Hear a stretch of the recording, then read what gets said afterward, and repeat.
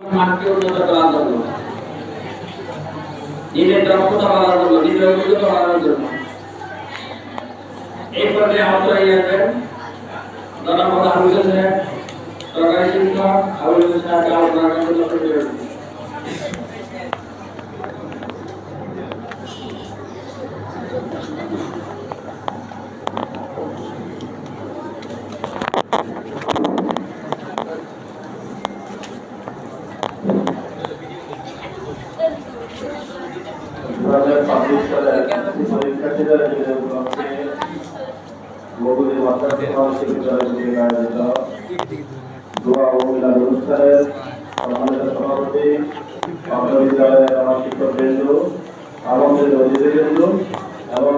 Cameraman আমরা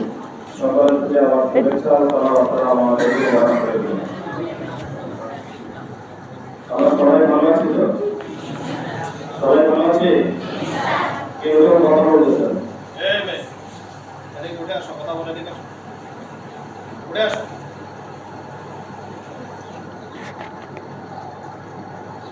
কালের ফোনটা ফাটাই ফেলা ভাই, কাল ফেলেছি না।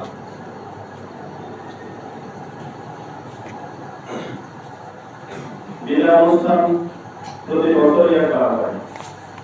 যারা এসএসসি পরীক্ষা দেয় তাদের জন্য আলোচনা হবে, প্রত্যেকটা বিদ্যালয়ে আয়োজন করা হয়।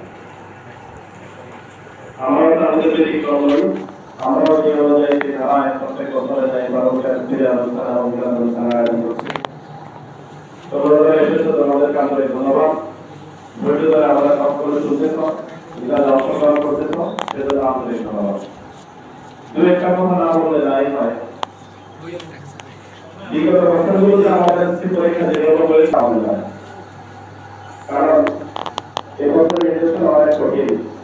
তোমাদের মাথা চুল রেখে বোঝা যায় তোমরা আসলে এসএসসি পরীক্ষা তোমাদের কারণে আমাদের মানসম্মানটা কোনোভাবে আমরা নিয়ে যেতে পারি না। বিদায় অনুষ্ঠান স্বাভাবিকভাবেই বছর একবার হয়ে থাকে। তোমরা যারা বিদায়ের প্রার্থী, আসলে বিদায়টা হচ্ছে ক্ষমতায় আমাদের বিদায়, জীবনকে গড়ানো হচ্ছে বিদায়। হয়তো আলোচনা আসতেই এজন্য তোমাদেরকে আর কিছু বললাম না।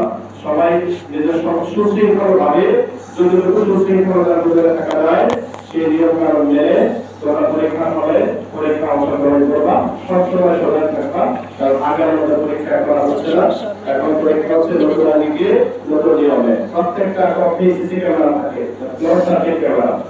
এখন টিচার কি করে সেটা ধরা করবে, শিক্ষার্থীরা কি করে, পরীক্ষার্থীরা কি করে সেটা ধরা করবে, কি করা লাগবে সেটা হচ্ছে। অতএব সাবধান। আজকে যারা পরীক্ষা দিয়েছেন তারা সাবধান থাকবেন, আগামী বছর যারা আসবেন তারাও আরেকটু ভালো করে সাবধান হয়ে যান, কারণ আপনাদের সময় আরেকটু কঠিন হবে। সরকার আসলে এই চিন্তা করার জন্য এইভাবে আসলে আমি যারা মহাদেশী সরকারি শিক্ষকগুলোকে মাথা প্রকাশিত দেওয়া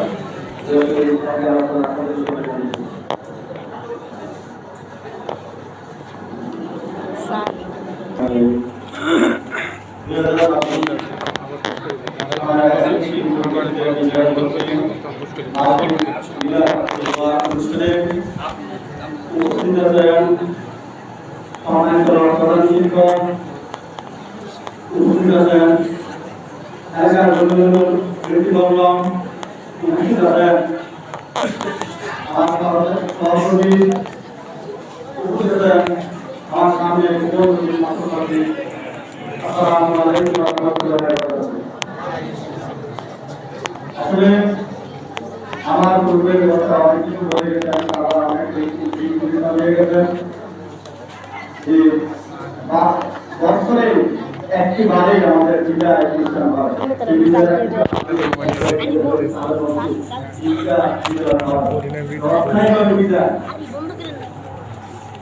আমার কথায় বলি, আজকের শিশু আগামী দিনের ভবিষ্যৎ।